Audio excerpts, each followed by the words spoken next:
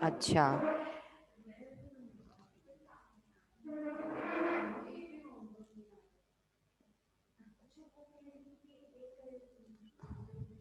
اچھا بیٹا، یہ ہے اب اس میں فلم اوپر تک کنکریاں ہم نے پڑھا تھا نا، ہم یہاں سے ہم دوبارہ اس کو پڑھ لیتے ہیں، ٹھیک ہے۔ فلم پس نہیں تقتلوہم تم نے قتل کیا، تقتلو تم نے قتل کیا ہم انہیں، ولیکن اور لیکن اللہ اللہ تعالی بلکہ اللہ تعالی نے قتلہم قتل کیا ان کو، وما اور نہیں رمیتا پھینکی آپ نے کنکریاں، اور نہیں پھینکی تم نے کنکریاں، اذا جب رمیتا جب تم نے پھینکی، اس جب تم نے پھینکی، ولیکن اور لیکن یا اور بلکہ اللہ اللہ تعالیٰ رما پھینکی کنکریاں، ولیبلیا تاکہ وہ آزمائے المومنون مومنین مومنوں کو، منہو اپنے سے بلا آزمانا، حسناً اچھی طرح سے، ان اللہ بے شک اللہ تعالیٰ سمیع علیم، سمیع سننے والا، علیم جاننے والا ہے، ٹھیک ہے۔ تم لوگوں نے، اس کا ترجمہ ہے کہ تم لوگوں نے ان کفار کو قتل نہیں کیا بلکہ خدا نے انہیں قتل کیا، اور اے محمد جس وقت تم نے کنکریاں پھینکی تھیں تو وہ تم نے نہیں پھینکی تھیں بلکہ اللہ نے پھینکی تھی، اس سے یہ غرض تھی کہ مومنوں کو اپنے احسانوں سے اچھی طرح آزما لے، بے شک خدا سنتا جانتا ہے، یا خدا اللہ تعالیٰ سننے والا جاننے والا ہے۔ اب یہ آگے ہیں ذالکم، یہ اس لیے کہ یا ذالکم یہ، وان اللہ اور بے شک اللہ تعالیٰ، اور یہ کہ اللہ تعالیٰ، ذالکم کا مطلب یہ اور یہ ہے، اس کا مطلب بھی یہ ہے،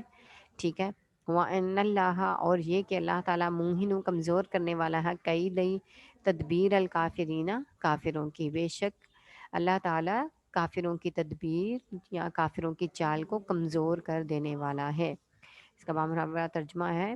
بات یہ ہے کہ کچھ شخص نہیں، خدا کافروں کی تدبیر کو کمزور کر دینے والا ہے، یعنی کہ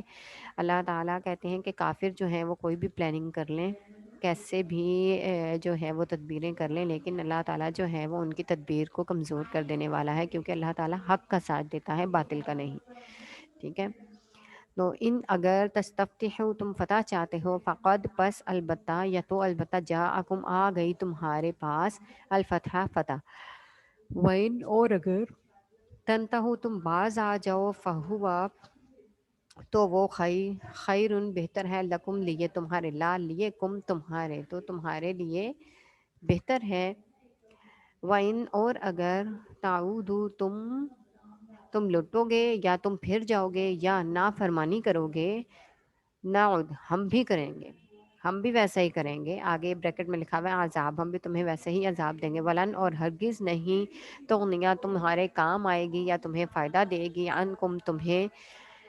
فیاتکم تمہاری جماعت، شیئن کچھ بھی، ولو اور اگرچہ کثرت وہ زیادہ ہی کیوں نہ ہو، ٹھیک ہے، اگرچہ وہ کثرت سے ہو یا زیادہ ہو، وان اللہ اور یہ کہ اللہ تعالیٰ یا بے شک اللہ تعالیٰ، مع ساتھ المومنین مومنوں کے، مؤمنین مومنین کے، بے شک اللہ تعالیٰ مومنین کے ساتھ ہے۔ ترجمہ، کافروں اگر تم رسول اللہ صلی اللہ علیہ وسلم پر فتح چاہتے ہو تو تمہارے پاس فتح آ چکی، دیکھو اگر تم اپنے افعال سے باز آ جاؤ تو تمہارے حق میں بہتر ہے، اور اگر پھر نافرمانی کرو گے تو ہم بھی پھر تمہیں عذاب دیں گے، اور تمہاری جماعت خواہ کتنی ہی کثیر ہو تمہارے کچھ کام نہ آئے گی، اور خدا تو مومنوں کے ساتھ ہے۔ تم فتح چاہتے ہو، فتح میں یہ ہے کہ اگر تم یہ چاہتے تھے کہ بھئی حق جو ہے وہ سامنے آ جائے، تو دیکھو حق تمہارے سامنے آ گیا ہے، یعنی غزوہ بدر جو ہے یہ، اس کو یوم الفرقان بھی کہا گیا ہے کہ فرق کرنے والا دن حق و باطل میں، کہ حق واضح ہو گیا اور باطل جو ہے وہ بھی واضح ہو گیا، ان کو پتہ چل گیا کہ مسلمان جو ہیں وہ حق پہ ہیں، اور اب جو ہے وہ فتح صرف اور صرف انہیں کی ہے۔ تو اللہ تعالیٰ نے کہا کہ اگر تم لوگ اسی طرح سے، تو یہ فتح تمہارے پاس آ گئی ہے، تم فتح نہیں ہوئے بلکہ اللہ تعالیٰ کی جو اصل جماعت ہے، حق کی جماعت ہے، انہوں نے فتح حاصل کی ہے، اور اگر تم باز آ جاؤ پیغمبر پاک کی مخالفت کرنے سے، مسلمانوں کو اذیتیں دینے سے، اللہ تعالیٰ کے احکامات کی نافرمانی کرنے سے اگر تم باز آ جاؤ تو وہ تمہارے لیے بہتر ہے، اور اگر تم واپس لوٹو گے، دوبارہ وہی کام کرنا شروع کرو گے، تو پھر اللہ تعالیٰ جو ہے وہ نافرمانی کی سزا میں اسی طرح سے تمہیں عذاب دے گا، تم قتل بھی کیے جاؤ گے، تمہیں فدیہ بھی دینا پڑے گا، قید بھی کیے جاؤ گے اور ذلیل و رسوا بھی ہوگے۔ اور ساتھ پھر یہاں پر اللہ تعالیٰ نے کہا کہ بے شک تمہاری جماعت کتنی ہی کثیر کیوں نہ ہو، تم لوگ جو ہو وہ فتح یاب نہیں ہو پاؤ گے، کیونکہ اللہ تعالیٰ جو ہے وہ مسلمانوں کے ساتھ ہے، سپر پاور مسلمانوں کے ساتھ ہے، اور حق ہمیشہ جو ہے وہ سربلند رہتا ہے اور باطل ہمیشہ پستی اختیار کرتا ہے۔ اسی لیے تم لوگ جو ہو وہ کثیر جماعت ہونے کے باوجود بھی پسپا ہو جاؤ گے۔ اور دیکھیے یہاں لکھا بھی ہو نا، خدا تو مومنوں کے ساتھ ہے،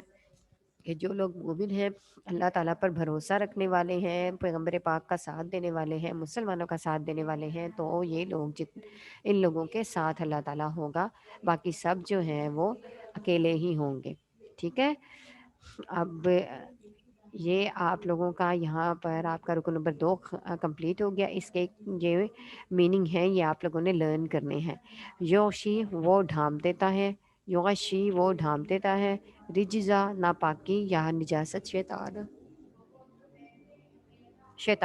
شیطانی نجاست کو یا شیطان کی نجاست، زحفن لشکر کشی کی صورت میں،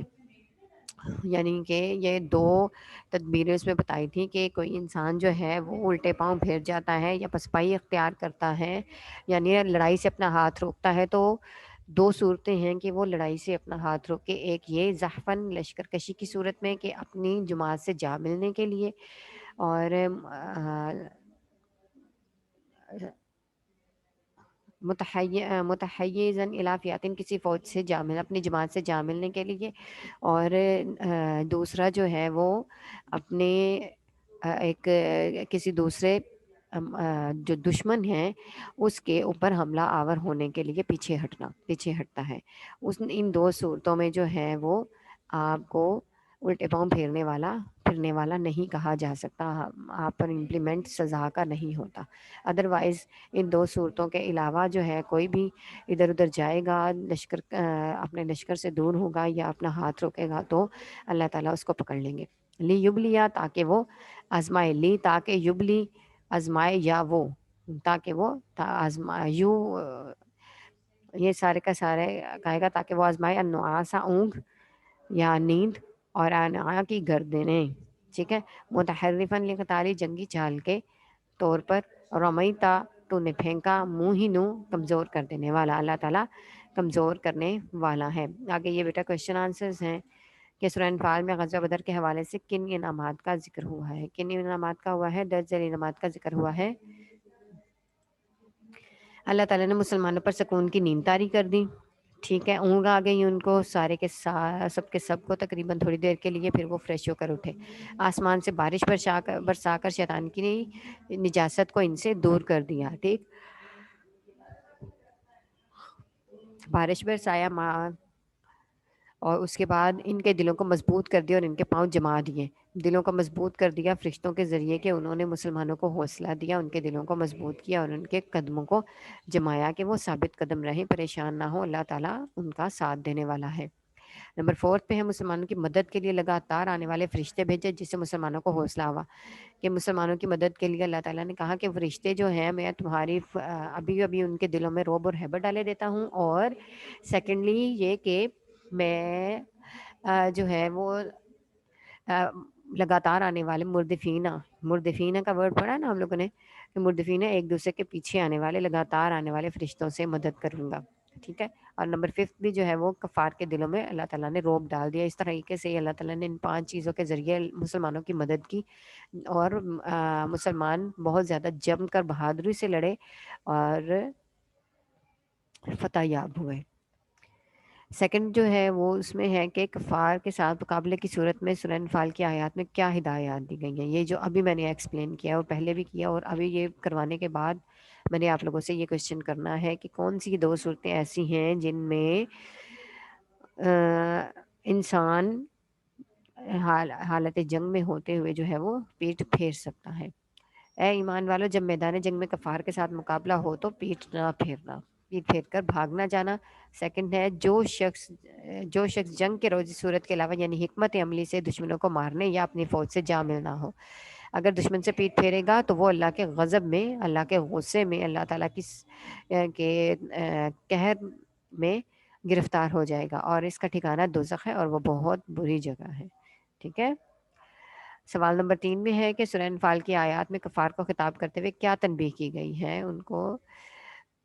کیا نصیحت کی گئی ہے.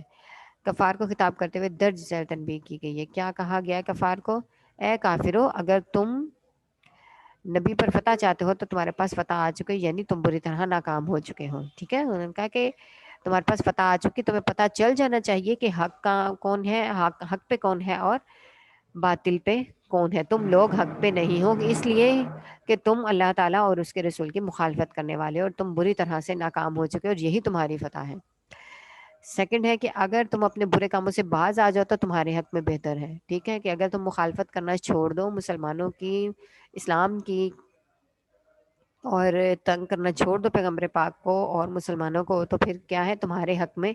بہتر ہے. ورنہ کیا ہوگا، اگر تم باز نہیں آؤ گے تو تمہیں سخت سزا دی جائے گی. ٹھیک ہے. اور اگلے جو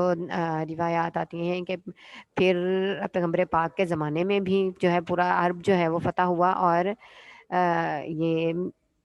فتح مکہ جو ہے وہ بغیر کسی لڑائی کے مکہ فتح ہو گیا، کہ اندر آنے دیا گیا آپ کو، کیونکہ ان کو پتہ چل چکا تھا تمام مکہ والوں کو کہ یہ جو پیغمبر پاک کی جماعت ہے یہی حق پہ ہے، اور باقی سب جو ہے وہ جھوٹ ہے اور فریب ہے، یہ کسی کا مقابلہ نہیں کر سکتے.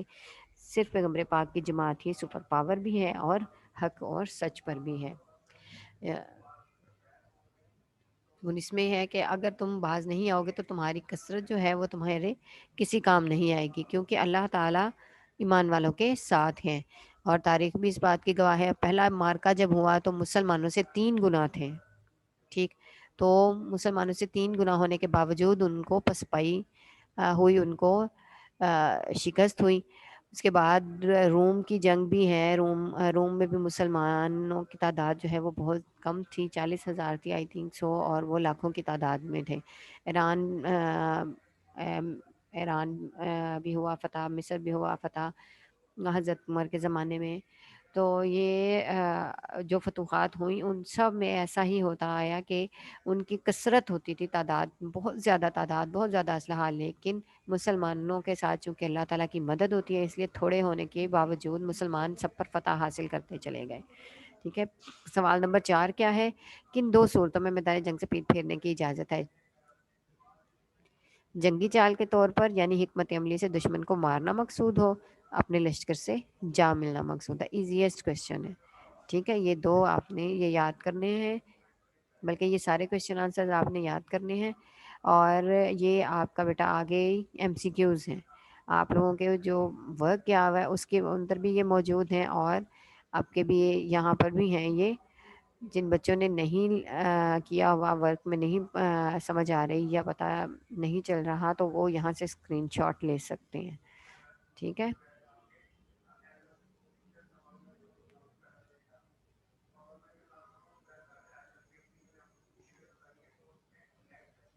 یہ ہیں، یہ سارے آپ لوگوں نے بیٹا لرن کرنے ہیں. یہ آگے میننگ ہے آپ لوگوں کے حدیث، انشاءاللہ تعالی حدیث مبارکہ میں آپ لوگوں کو نیکسٹ کلاس میں کرواؤں گی. اگر بیٹا آپ لوگوں کو کچھ سمجھنا ہے، کوئی بات سمجھ میں نہیں آئی، کوئی کوشچن ہے تو آپ کر سکتے ہیں. ٹھیک ہے. اور میں آپ سے ابھی کوشچنس بھی کروں گی.